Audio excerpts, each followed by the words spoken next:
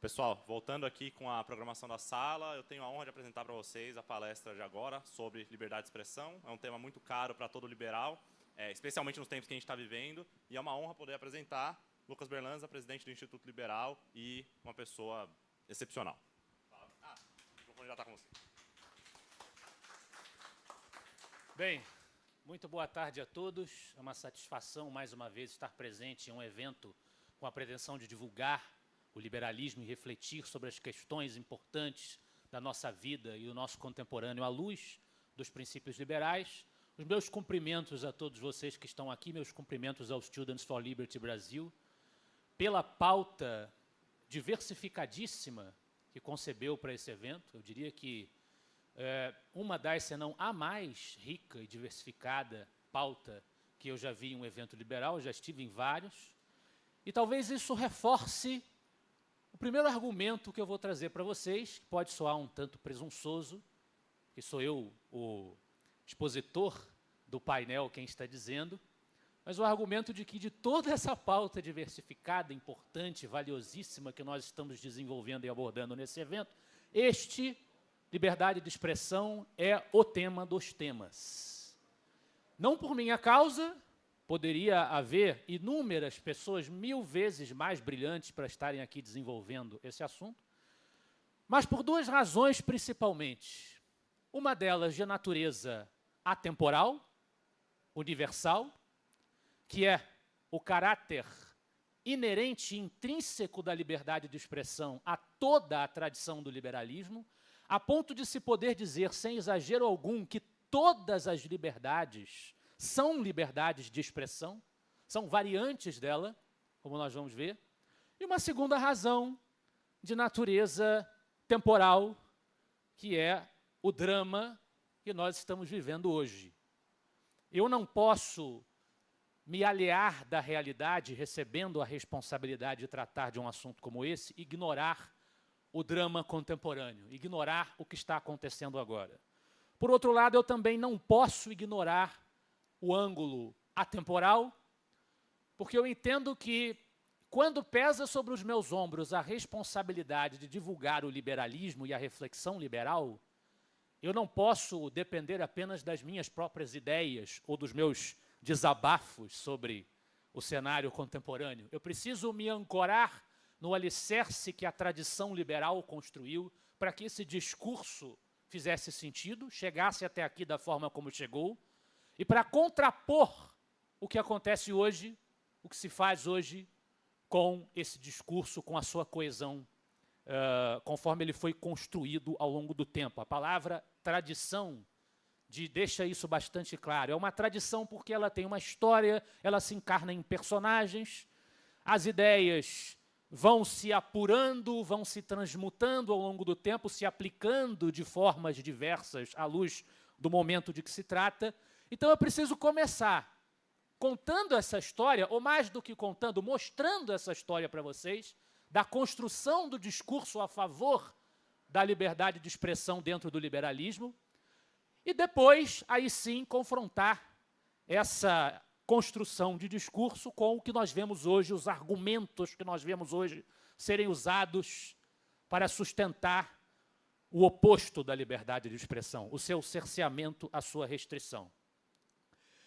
Mas eu começo a história antes do liberalismo, propriamente dito. Eu começo no século XVII, ok, onde nós vamos encontrar John Locke, mas eu começo com John Milton, no seu Areopagítica, de 1644.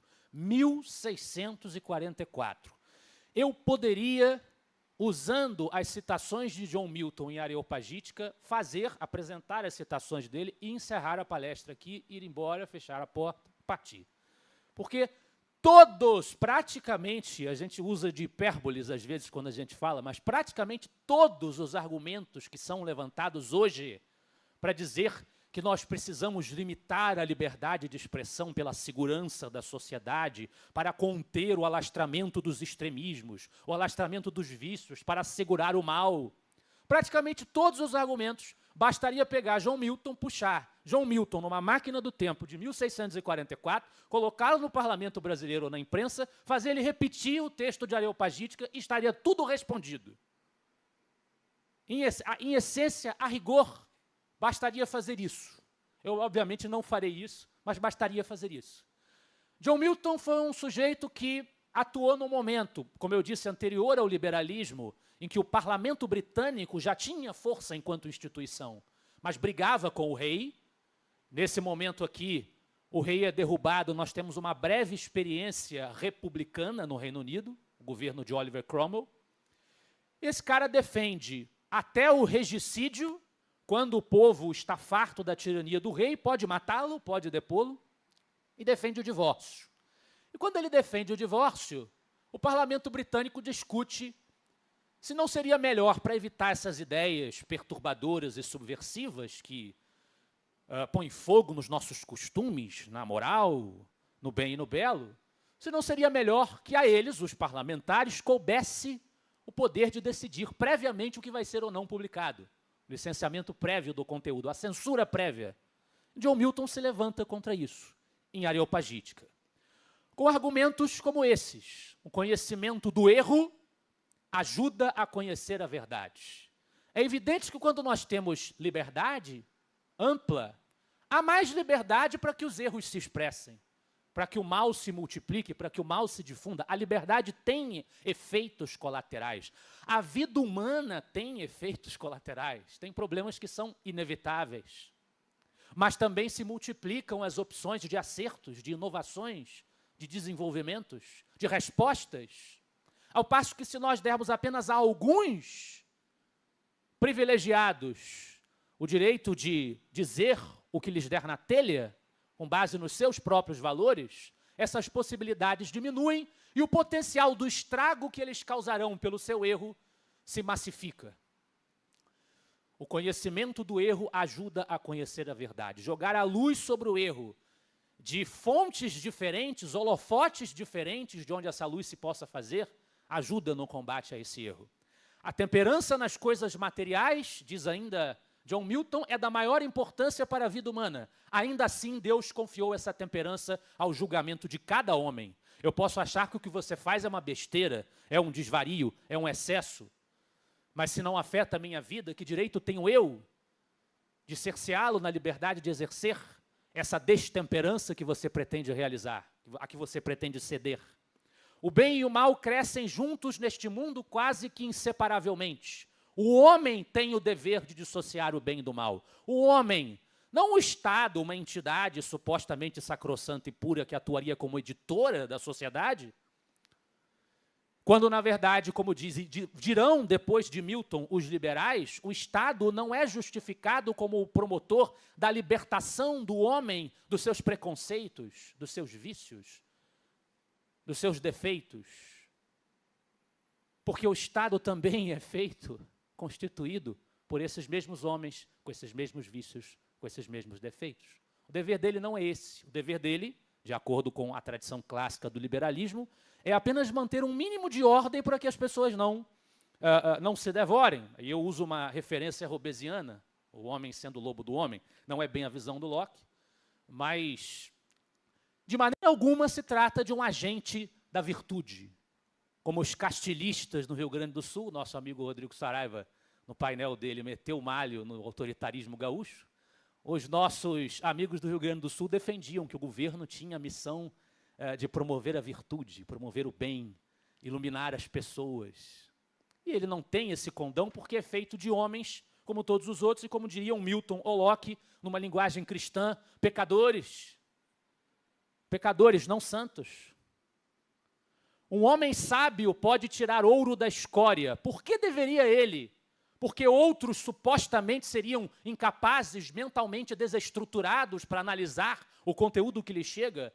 Por que deveria ele, capaz de analisar criticamente o que recebe, perder a conquista de sua sabedoria a fim de dar ao tolo uma garantia que nem vai impedir sua insensatez? Porque sempre vamos achar uma maneira de pisar na bola. Sempre vamos achar uma maneira de fazer besteira. Disse que não devemos incorrer em tentações desnecessárias e não devemos nos envolver com vaidades. Eu acho que esse discurso é perigoso, esse discurso seduz para o mal, para o vício, vamos calá-lo. Para que deixar que ele se expresse? Uma resposta serve para ambas as objeções. Para os homens sábios, os livros nocivos não são tentações nem vaidades, mas drogas que temperam bons remédios. E aí, esqueçam, eu estou falando dos clássicos, ainda nem cheguei nos clássicos, então esqueçam Hayek, esqueçam Mises, esqueçam Rothbard. Mas, o que é isto que John Milton nos diz, senão um recurso a coisas que eles irão repetir no século XX? O conhecimento é disperso. Ninguém detém o conhecimento completamente nas suas mãos. Não é melhor que mais pessoas possam apresentar os seus pontos de vista, os diversos ângulos de um assunto, para que os erros que aparecem possam ser solidamente refutados, demonstrados como erros? Porque o juízo de um ou dois figurões sentenciaria isso com segurança. 20 homens são suficientes para avaliar todo o gênio e o bom senso da Inglaterra? 11 homens são suficientes para avaliar todo o gênio e o bom senso do Brasil? Um homem é suficiente? Basta que vista uma toga e fale Vossa Excelência? E ele ganha essa prerrogativa? John Milton estaria escandalizado com o que está acontecendo aqui. Deve haver um monopólio do conhecimento. Os produtos de todos os cérebros ingleses devem ser carimbados como casimiras e fardos de lã. A afronta não é apenas para os instruídos. As pessoas comuns são igualmente injustiçadas pela noção de que são tolas, tontas demais para que lhes seja confiado um frívolo folheto. Eu personifico o bem, a sabedoria, a virtude. Você é um ignorante? Então você tem que me obedecer para se iluminar, para se emancipar. Somos uma massa de ignaros e um séquito reduzido de virtuosos iluminados tem o poder e a sabedoria para corrigir essa massa de ignaros. Basta que as comande como se fossem gado.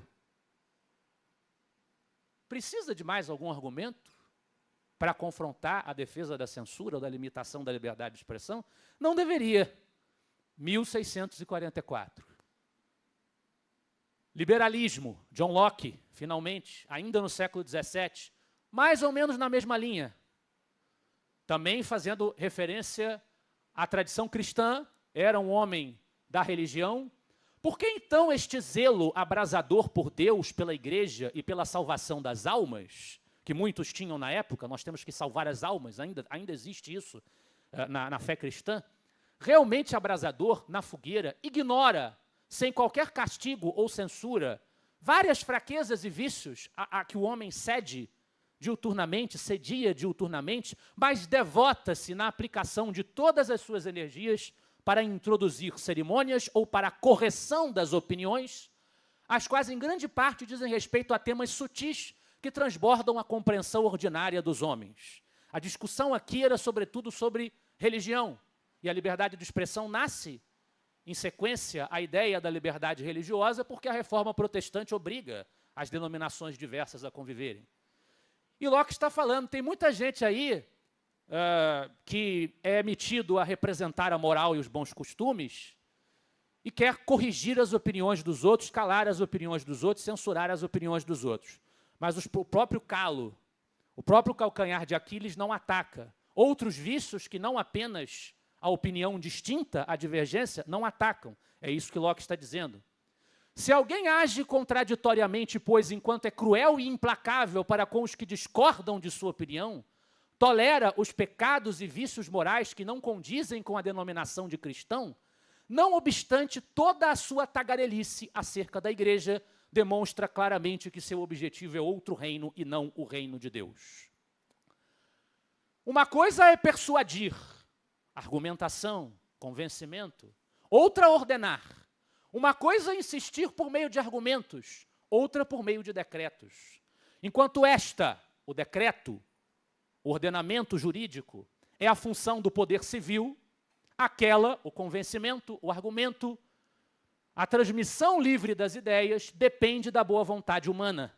Todo homem tem o direito de falar, de tentar convencer os outros do seu ponto de vista, de admoestar, exortar, convencer a outrem do erro e persuadi-lo através do raciocínio, não da força, não da caneta, não da ameaça, e aceitar sua opinião. A igreja, na definição lockeana, é uma sociedade livre de homens reunidos entre si por iniciativa própria. Locke é considerado o marco do liberalismo, marco inaugural do liberalismo, pela sua teoria da soberania do poder legislativo, mas entende-se que a tradição liberal, desde o pensamento dele, se compreende pela dimensão que dá ao indivíduo, o eu, o subjetivo, o privado, e a possibilidade que esse eu tem de externar as suas preferências, os seus gostos, optar pelos estilos de vida que desejar, pelas confissões de fé que desejar, ou por nenhuma. Tudo isso é uma forma, diz a palavra, externar, é uma forma de expressar. E por isso nós podemos dizer que todas as liberdades, em alguma medida, derivam da ideia de liberdade de expressão, até a liberdade econômica. E muitos reduzem o liberalismo à economia, também foi discutido aqui nesse evento. Mas uma coisa não se separa absolutamente da outra, não dentro do rigor de uma teoria liberal como a que se desenvolve na tradição a partir de Locke. Afinal de contas, o que é a liberdade econômica, senão a liberdade que eu tenho de apresentar uma ideia de produto, de serviço, de bem material, às pessoas que livremente acolherão ou não, convencidas ou não pelo meu argumento de venda, o produto ou serviço que eu estou oferecendo. O que é isto senão expressão? Como falar em liberdade econômica sem falar em liberdade de expressão? Absolutamente impossível, não faz o menor sentido. Então, tudo está conectado. Há limitações na teoria lockeana para a liberdade de expressão. Uma delas, os ateus. Para ele, ateu não é confiável. Portanto, nós não devemos dar liberdade de expressão aos ateus. É uma questão que a gente vem batendo, inclusive, aí eu tenho até oportunidade sobre algumas coisas que até estão sendo ditas aqui no evento, que a gente tem que olhar com uma perspectiva crítica, que os autores não podem ser julgados fora do contexto histórico em que eles viveram, fora da realidade de vida em que eles existiram, em que eles atuaram, em que eles divulgaram as suas ideias. Locke era contra a liberdade dos ateus, como ele tolerava a escravidão. Quem, em juízo perfeito, irá jogar Locke no lixo por causa disso, ignorando toda a importância que ele teve para a construção da ideia liberal e do sistema representativo? Quem vai jogar no lixo os Founding Fathers americanos porque tinham escravos? Eles fazem parte da tradição liberal. Então, é uma questão da época. No entanto, ele também diz: não devem ser toleradas pelo magistrado quaisquer doutrinas incompatíveis com a sociedade humana e contrárias aos bons costumes que são necessários para a preservação da sociedade civil. Exemplos deste tipo, aí ele faz a relativização, né, são raros em qualquer igreja. Ele diz que, portanto, a liberdade religiosa não é problema, porque não haverá na religião, qualquer que seja a denominação cristã, uma afronta a esses bons costumes que ele acha necessários para preservar a sociedade civil. Isso é muito vago e problemático. Mas é fato que a tradição liberal não vê na liberdade de expressão um caráter mais absoluto, no sentido absoluto da palavra, do que nas outras liberdades. Existem pontos, existem elementos de complicação em que, por exemplo, quando nós admitimos a existência do Estado e admitimos a existência de vias públicas, os anarcocapitalistas vão resolver isso dizendo: a liberdade de expressão é limitada, pela propriedade privada. O dono da propriedade privada determina o que pode ser falado ali ou não. É uma limitação da liberdade de expressão. A propriedade privada. Por exemplo, quem entrar na minha casa ofendendo o Fluminense ou a União da Ilha vai ser escorraçado. Eu tenho o direito de fazer isso. Agora, na via pública, quando a gente tem uma via pública, um espaço público e não apenas propriedades privadas, todas as sociedades limitam de alguma forma a liberdade de expressão. Por exemplo, a gente vai ser preso se sair pelado na rua, a não ser que seja um bando de feministas histéricas se masturbando na frente de igreja católica, aí alguns deixam passar, né? Mas a gente vai ser preso. Numa tribo indígena não vai ser, né? Mas aqui a gente vai ser preso se sair na rua pelado. É uma limitação. Geralmente, essas limitações sociais no espaço público se impõem a práticas, não tanto ao discurso. Se eu quiser defender que as pessoas têm que andar pelada na rua, ninguém vai me prender por isso, espero que não, né? Mas há limitações a práticas num Estado liberal. não tem muito como fugir disso em termos absolutos. Há limitações também, como nós vemos logo adiante. Primeira emenda da Constituição americana, estabelecendo a liberdade de expressão. E a jurisprudência norte-americana ratifica esta visão radical de que tudo pode ser falado, exceto quando você tem uma incitação imediata à violência, à agressão. A ameaça iminente da agressão física. A exortação iminente ao ataque, à depredação, à destruição do outro, do estabelecimento do outro. Eu posso falar, eu odeio judeus. Nos Estados Unidos existe partido nazista. Existe. E, curiosamente, o partido nazista norte-americano foi aliado da Irmandade Muçulmana, que era um movimento negro da época. Muhammad Ali e Malcolm X fizeram parte desse movimento e o partido nazista doava dinheiro para eles. Por quê? Porque uns queriam um mundo só de brancos, os outros queriam um mundo só de negro. Então a gente está junto. Vai cada um para um lado, maravilha, vamos nos ajudar. Inclusive tem foto do pessoal, um bando de babaca de suástica no meio dos negros, na sessão da Irmandade Muçulmana, apoiando. É isso mesmo, negro para lá, branco para cá, é isso mesmo. Tinha. Né? Pode falar tudo. Agora, se o cara disser, vamos na sinagoga, queimar a sinagoga amanhã às 15 horas, cadeia nele. Aí a jurisprudência americana limita.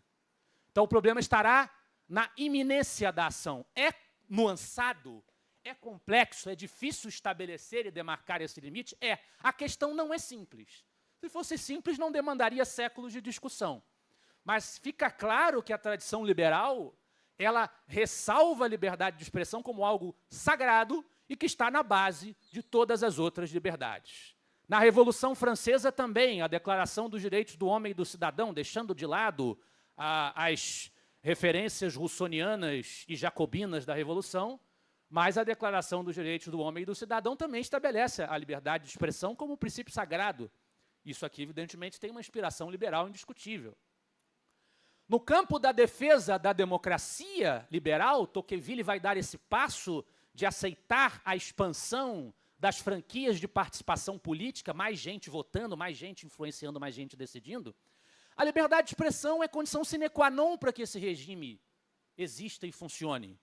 Sem as opiniões divergentes se expressando e livremente se associando sob a forma de partidos, isto não se constrói, isto não se sustenta. Então Tocqueville vai nos dizer, num país onde reina ostensivamente a soberania do povo, como a democracia americana, que ele se pôs a estudar, a censura não constitui apenas um perigo, mas até um grande absurdo. Quando se concede a alguém o direito de governar a sociedade, é preciso reconhecer-lhe também a capacidade de escolher entre as diferentes opiniões que agitam seus contemporâneos e de apreciar os diferentes fatos cujo conhecimento pode orientá-lo. Ué, espera aí. Ah, tá. A soberania de um povo e a liberdade de imprensa são duas coisas inteiramente correlatas. A censura e o voto universal, a democracia, a expansão dessa franquia democrática, por outro lado, são duas coisas que se contradizem e não podem encontrar-se por muito tempo nas instituições políticas de um mesmo povo. Entre os 12 milhões de indivíduos, isso aqui, século XIX, evidentemente, Tocqueville falando sobre a América, que vivem no território dos Estados Unidos, não existe um sequer que já tenha ousado propor a restrição da liberdade de imprensa. Então, liberdade de imprensa, condição sine qua non para a democracia. Que democracia será esta que, para se defender, para existir, para se consolidar, se suicida abolindo esse fundamento? Como hoje propõem aqueles que supostamente encarnam a sua defesa. É uma democracia que Tocqueville absolutamente não reconheceria. Aí alguém pode virar para mim e falar, mas Berlanza, até agora você só citou autores fascistas. É tudo fascista, ou fasciste, né, para usar um termo mais da moda. Só citou um bando de fascista até agora, bando de reacionário. Eu sou um liberal progressista, eu sou um liberal social, eu sou um cara mais moderno, mais bonitinho. Quero ver você citar Stuart Mill, por exemplo, porque a mania deles é falar que o único liberal que existiu no mundo foi Stuart Mill. Não existiu mais nenhum. Né? É só Stuart Mill. Tá bom, ok. Vamos, Stuart Mill, um dos caras que mais veementemente defenderam esse princípio. Vamos ver, Stuart Mill, vamos lá. Se toda a humanidade, menos um, fosse de uma determinada opinião, e apenas uma pessoa fosse de opinião contrária, a humanidade não teria mais justificativas para silenciar aquela pessoa do que ela se tivesse o poder de silenciar a humanidade. Se um retardado acredita que existe uma conspiração de pinguins na Antártica, sei lá, para dominar o mundo, deixa ele falar. E se ele tiver certo? Por que eles têm tanta segurança das nossas opiniões como se elas fossem verdades absolutas, indiscutíveis, inquestionáveis? De onde a gente tira esta, para usar uma expressão hayekiana, esta arrogância fatal que muitas vezes nos acomete, que nós estamos certos? Se ele tiver certo. Se ele tiver certo, todo mundo vai ser surpreendido com a dominação dos pinguins, porque não deixaram o cara falar.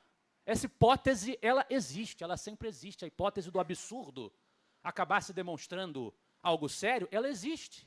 A gente não pode afastar completamente essa ideia. Quantas grandes ideias foram tratadas como ridículas por muito tempo? Se elas fossem censuradas e cortadas desde o começo, isso aí é óbvio, isso aí vai deseducar as mentes, isso aí é terraplanismo, isso aí é idiotice. O crescimento fica inibido, o desenvolvimento fica inibido. Não podemos nunca ter certeza de que a opinião que estamos nos esforçando para reprimir é uma opinião falsa. E se tivéssemos absoluta certeza, ainda assim seria um mal reprimi-la.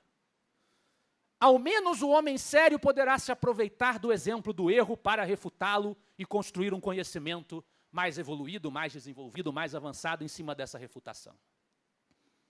O único fim para o qual as pessoas têm, diria Stuart Mill, justificação para interferir na liberdade de ação dos outros é a autoproteção, é prevenir dano a outros. Ele deixa claro lá, definir dano, não é porque você ficou incomodado, não é porque você ficou chateado, não é porque você ficou ofendido pelo que foi falado, pelo que foi expressado. É porque aquilo realmente te ameaça. O passo é outro, o passo é mais sério, é mais forte. O seu próprio bem, quer físico, quer moral, não é justificação suficiente. Uma pessoa não pode corretamente ser forçada a fazer ou a deixar de fazer algo porque será melhor para ela que o faça, porque a fará feliz, porque eu acho mais bonito que você faça assim, porque na opinião dos outros fazê-lo seria sensato ou até correto. Perfeita coerência com John Milton, perfeita coerência com John Locke, a argumentação é que deve prevalecer. Na mesma linha, Hobhouse, ícone do liberalismo social britânico, crítico das ideias até da liberdade total de contrato, que Mises vai contradizê-lo depois, vai enfrentar as ideias dele depois. O que Hobhouse vai dizer? Ele não faz referência a nazismo, não faz referência a comunismo e as doutrinas totalitárias do século XX, porque ele escreve isso em 1911, que está saindo. O que ele vai dizer? O homem é livre para pregar os princípios de Torquemada ou de Maomé. Se você acha que os infiéis tinham que ser queimados na fogueira, você é livre para dizer isso. É livre para dizer isso. O liberal social, progressista, moderno, bonitinho, está aí falando a mesma coisa. Não é livre para praticar aqueles de seus preceitos que agrediriam os direitos dos outros ou causariam a violação da paz. A expressão e a adoração, ele ainda vincula a questão à religião, porque ele está falando de fanáticos religiosos, mas poderia ser uma religião política também. O marxismo não deixa de ser uma forma de religião, de muitas maneiras. São livres na medida em que são a expressão da convicção pessoal, na medida em que infringem a liberdade ou, de forma mais geral, os direitos dos outros, as práticas inculcadas por uma religião, aí sim, as práticas, as ações, a agressão, não podem gozar de liberdade absoluta. E aí, terminando esse passeio, muita gente evoca Karl Popper na Sociedade Aberta para falar de um suposto paradoxo da tolerância. O que ele diz é literalmente isso aqui. Tolerância ilimitada leva ao desaparecimento da tolerância. Se nós estendemos a tolerância ilimitada até mesmo àqueles que são intolerantes, então o tolerante será destruído e a tolerância com ele. Nessa formulação, isso aqui é importante, eu não insinuo, por exemplo, que devamos suprimir sempre a expressão de filosofias intolerantes, contanto que possamos combatê-las por argumento racional e mantê-las sob escrutínio e verificação da opinião pública, a supressão seria certamente imprudente. Pessoal, isso aqui é uma nota de rodapé do livro. Ele, em momento nenhum, aprofunda isso aqui. Fica vago o que seria poder combater e manter sob escrutínio. O fato de que a ideologia extremista me ofende? então eu vou silenciá-la? Ou é a agressão iminente que a lei americana consagra? Não fica claro. Então, com base num texto que está numa nota de rodapé de um livro, expressando vagamente a ideia e que ainda assim deixa claro que não é para calar sempre as filosofias extremistas, eu vou construir todo um argumento e toda uma causa contra a liberdade de expressão das teorias radicais? Não faz sentido. Então, esse paradoxo da tolerância, que é a designação que inventaram para isso aqui, tem muito pouca base de sustentação. Muito bem, eu acho que fica claro, à luz dessa tradição, que existem complicações, existem nuances, a questão do espaço público, do que eu posso fazer no espaço público, uma vez que não são todos espaços privados, como seria numa tradição anarcocapitalista, e a questão do dano iminente, que também impõe uma restrição à liberdade de expressão. A propriedade privada impõe uma restrição. Na minha propriedade privada eu determino quem fala o que ou quem não fala.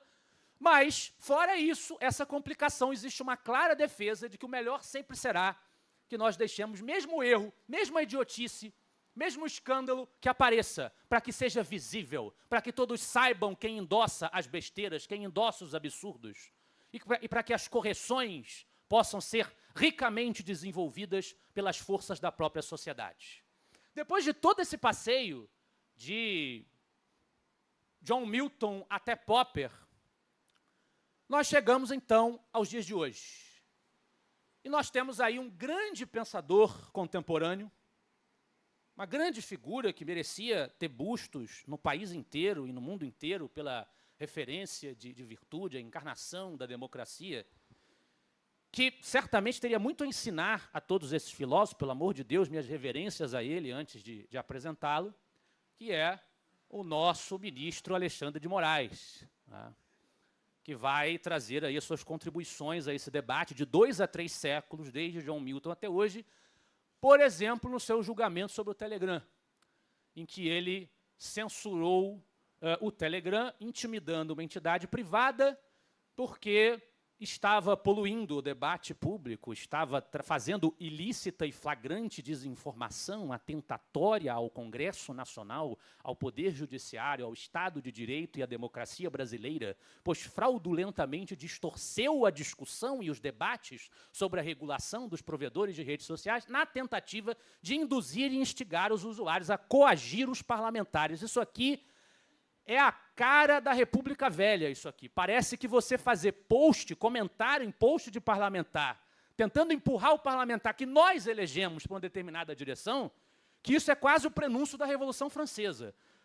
Na República Velha era assim que os presidentes pensavam. Se você tinha qualquer vaia para o que um presidente falasse, ele achava que era a Revolução Francesa. Aquilo era um absurdo. Estamos voltando à República Velha. Porque você não pode pressionar o cidadão que foi eleito para representar as correntes de opinião no parlamento.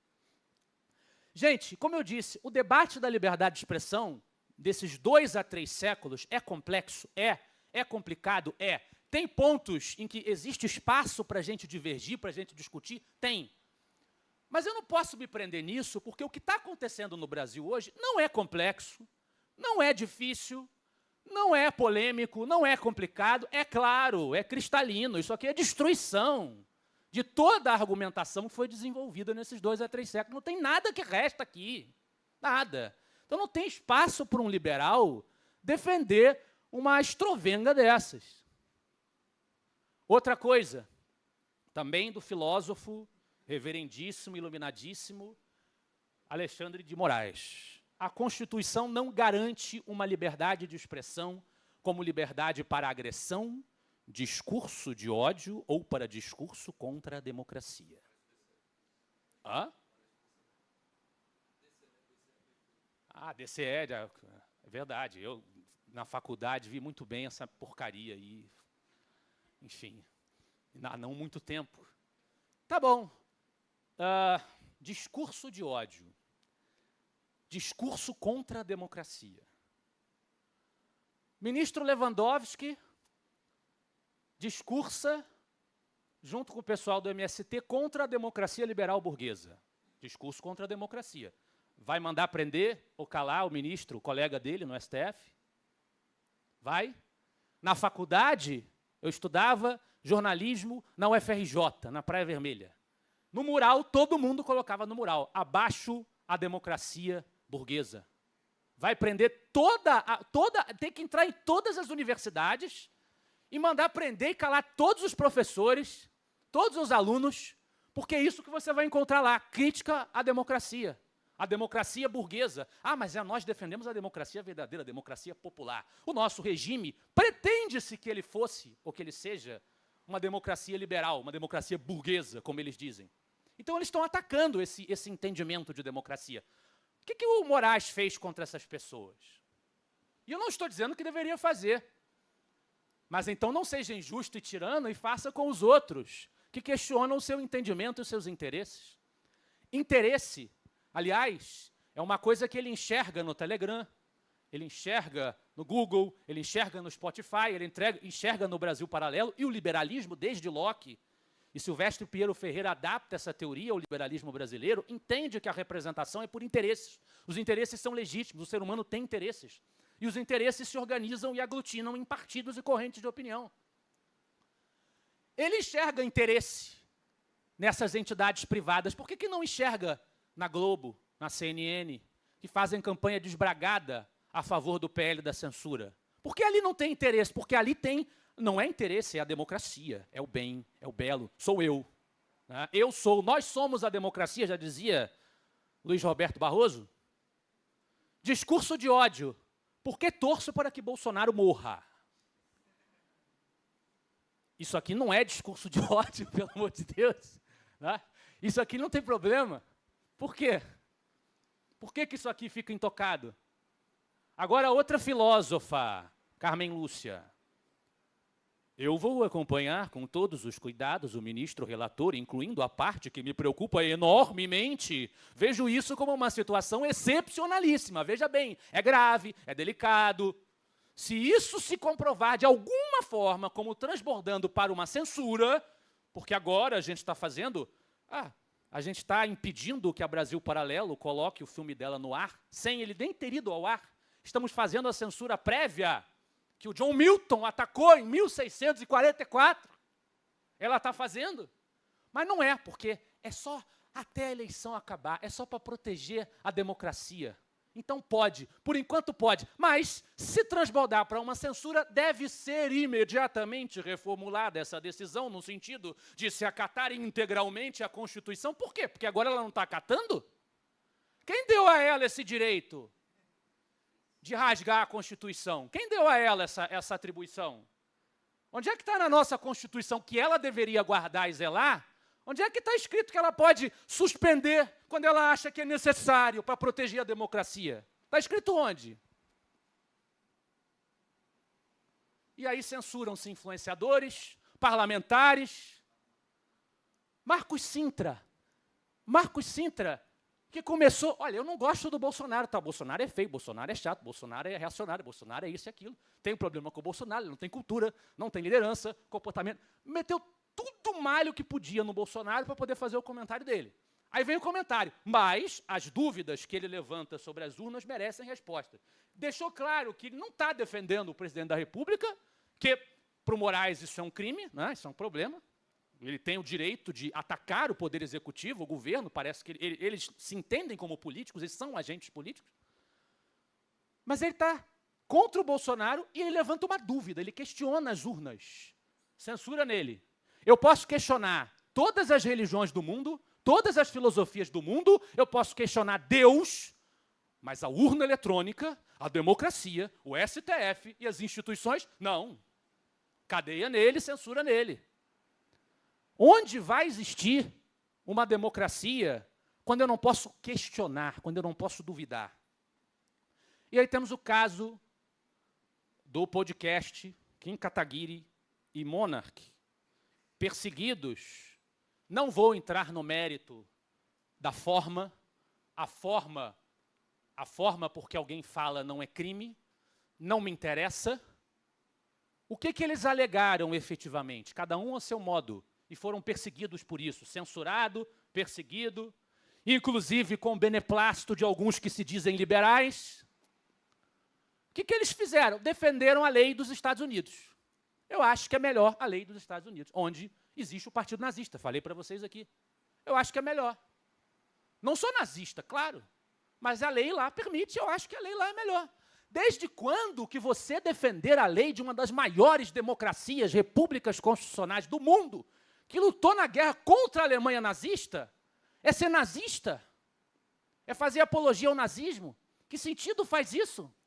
E se eu não posso questionar a lei tal como ela é hoje, como eu vou aprimorá-la, como eu vou mudá-la, se eu não posso questionar a lei? Sem questionamento não há aprofundamento, não há avanço, as coisas não andam. E não há democracia, porque se é para aceitar tudo petriamente tal como está, então calem-se todos e vamos aceitar subservientemente a ditadura. Para encerrar os slides, eu trouxe também 2 exemplos, que eu vou apenas mostrar, porque eu acho que é suficiente, que ilustram a degeneração teórico-cognitiva que possibilitou esses avanços contra todo esse legado que eu mostrei para vocês, de 2 a 3 séculos, que construiu o discurso liberal sobre a liberdade de expressão. Tudo que John Milton, Locke, Stuart Mill, tudo que eles falaram, agora chegamos a isso. A ditadura da liberdade de expressão. Promotora de justiça e doutora pela Universidade de Lisboa. A ditadura da liberdade de expressão. Talvez se a gente repetir esse negócio várias vezes como mantra, talvez aconteça uma mágica e ele faça sentido. Né? O feitiço aconteça e ele faça sentido. A ditadura da liberdade de expressão. O que é isso? Isso aqui também. Liberdade preocupa. A liberdade de expressão preocupa os especialistas. A liberdade preocupa os especialistas. Que especialistas são? Especialista em censura, né? Especialista em tirania, só pode ser. Não faz o menor sentido. Então, como eu disse, concluindo, apesar da complexidade do tema, eu repito, o que acontece no Brasil é óbvio. É um escorraçar, é um jogar no lixo todo o legado que essa tradição liberal em defesa da liberdade de expressão construiu. Escancaradamente, simploriamente, sem a necessidade de qualquer sofisticação argumentativa, é porque eu sou bonito, porque eu tenho razão. E quando isso se soma a um poder republicano que se substitui ao legislativo, intimida entidades privadas, controla um inquérito em que ele é réu, julgador, investigador, vítima, tudo ao mesmo tempo, sem qualquer contenção. Quando se soma a esses elementos, o que nós temos, e me desculpem, é sério o que eu digo, e eu sei a seriedade do que eu estou dizendo, a responsabilidade que isso acarreta, mas isso significa simplesmente que nós não estamos vivendo em uma democracia. Nós não estamos vivendo em um Estado de Direito mais. A The Economist classifica o Brasil como uma democracia imperfeita. Eu acho que essa classificação, com todo respeito a The Economist, servia durante boa parte da nova república. Hoje, para mim, graças ao STF, enquanto o STF e o TSE, não esqueçamos do TSE, mas as mesmas figuras estão lá. Alexandre de Moraes está lá. Enquanto eles se comportarem dessa forma, sem limite, avançando contra a liberdade de expressão, que Tocqueville já deixava claro, sem ela não tem a democracia, eu não posso falar, honestamente, honestidade intelectual, eu não posso falar que nós estamos numa democracia. É, no mínimo, um regime híbrido, em que o poder judiciário licencia o exercício dos outros poderes, mas quando ele quer, ele vai lá e se mete e está tudo certo, ninguém questiona, ninguém faz nada. Não temos tempo e nem sei se teria competência ou condições de tentar avançar em uma sinalização para como reagir a isso, mas de uma coisa eu tenho certeza: para reagir é preciso, contra a censura, contra o constrangimento e a opressão da liberdade de expressão, é preciso expressar, é preciso explicitar o que está acontecendo. É preciso que nós, como liberais, sacudamos esse torpor, esse feitiço da normalidade, que as esferas de expressão cultural nos tentam vender, está tudo certo, está tudo lindo, é pela democracia, é pelo bem.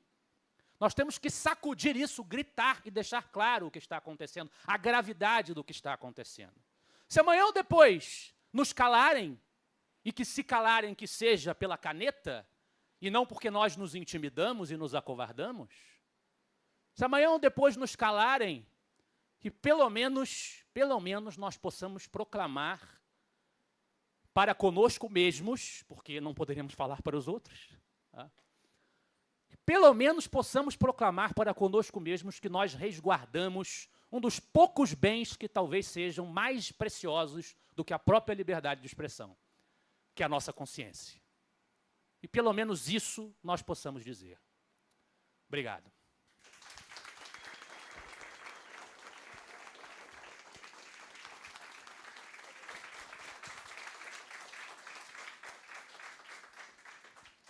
Pessoal, nós temos 10 minutinhos agora para perguntas e respostas. Então, levantem as mãos aí. Ninguém? Foi tão... Ah, um.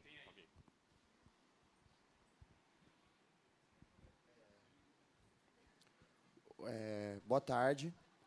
O que você acha assim, que falta para o povo ir para a rua em grandes números e se revoltar contra isso para tentar finalmente reagir contra isso de alguma forma? E se tem algo que a gente aqui nessa sala possa fazer para tentar reagir contra essa ditadura que a gente está vivendo? Bom, como eu disse, eu não tenho receita de bolo, mas, infelizmente, é triste dizer isso, mas a gente vê que, geralmente, a gente vai para a rua quando dói muito no bolso. E ainda não chegou nesse ponto o executivo. E aí nós iríamos para a rua para protestar contra o governo, Lula, que é um problema terrível, mas não é o problema que está destruindo o sistema representativo, a divisão de poderes e a liberdade de expressão. O nosso problema é o judiciário. Eu acho, Denis estava falando lá na sala dele, e eu repito aqui, por mim, eu estava na rua amanhã. Para mim, nós temos que puxar o movimento de contestação. Isso passa por deixar clara a natureza do problema, que é uma destruição da democracia, do Estado de Direito, que isso é o mais grave, mas, infelizmente, a maioria das pessoas se mobiliza quando dói no bolso. Então, isso atrapalha a iminência de provocar grandes manifestações, porque nós não chegamos nesse ponto ainda. Eu acho que vai chegar, não chegamos ainda, mas eu acho que, independentemente disso, o que nos compete fazer, como eu disse, é gritar. Estou gritando, eu posso ser preso, eu posso ir daqui direto para a cadeia, o Alexandre de Moraes tem esse poder, mas o que dá para fazer é gritar. Eu acho que a gente tem que gritar com inteligência, e as lideranças liberais, porque os liberais costumam, a gente fala que a gente tem que chegar em todo mundo, e tem que chegar mesmo, mas a sociedade tem sempre lideranças. A liderança é uma coisa natural na democracia mesmo. Irving Babbitt já diz isso no Democracia e Liderança. As lideranças têm que assumir para si a responsabilidade de desprezarem questiúnculas que às vezes dividem por besteira o movimento e entender que, se a destruição da democracia e do Estado de Direito não é motivo suficiente para nós cessarmos fogo por idiotices e trabalharmos juntos contra isso, então não há o que seja suficiente. Não haverá nunca o que seja suficiente. Então o que compete a nós? Falar, gritar e se organizar. E deixar de lado besteira. Deixar de lado divisões fúteis, porque fulano fez e eu queria ter feito, então vou atacar fulano. Nesse momento, ninguém precisa dar as mãos, virar amiguinho e concordar em tudo e ser irmão. Ninguém precisa fazer isso. Não estou exigindo isso, porque seria exigir demais. Mas ter senso de prioridade. Acho que ter senso de prioridade é o fundamental, assim, que eu poderia dizer. Agora, receita de bolo para derrubar um regime autoritário, eu não tenho. E quem você acha que são essas lideranças hoje que deveriam já estar puxando essas manifestações? Cara, a gente, aqui, tem um monte de lideranças aqui. Vamos lá. Denis falou lá. Vai na rede social dele, fala também. Está na hora de ir para a rua.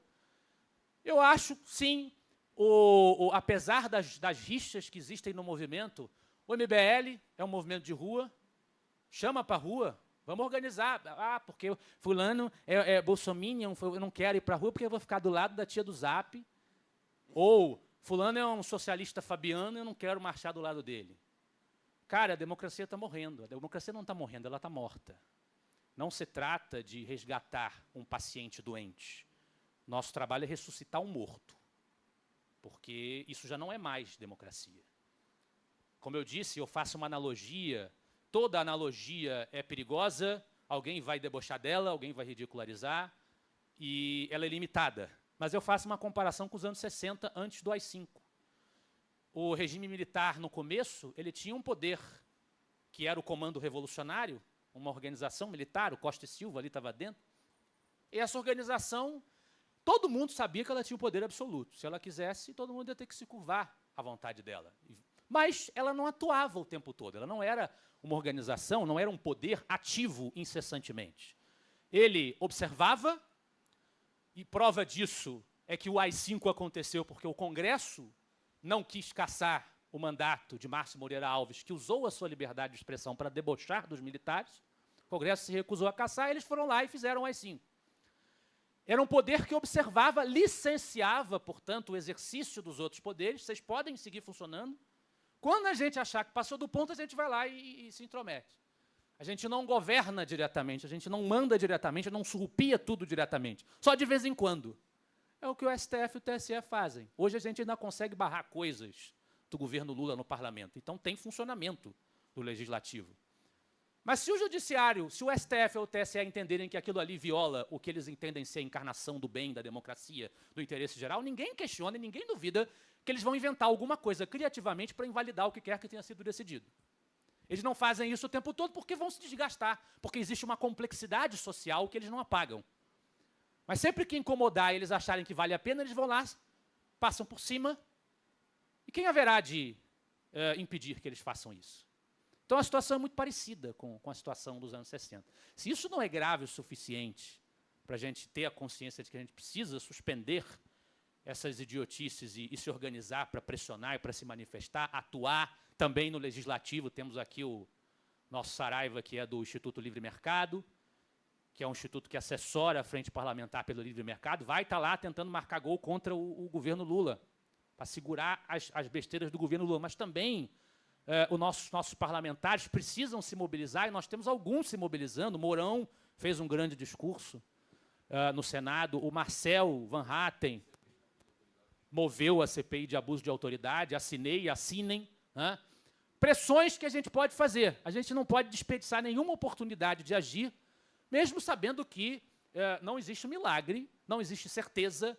Como disse o Saraiva na palestra dele, a batalha sempre continua. A batalha sempre continua, não existe um momento em que ela termina, em que nós temos uma vitória absoluta, mas o cenário atual, a gente precisa ganhar muita coisa, porque a gente precisa retomar a nossa democracia. Isso é fundamental. Não tem como a gente deixar isso para depois, a gente tratar isso como uma questão secundária e priorizar questiúnculos e besteiras.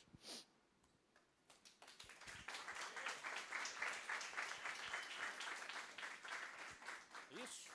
Encerramos. Obrigado, Berlanza. Vamos ter uma palestra do Bitcoin, 4h30.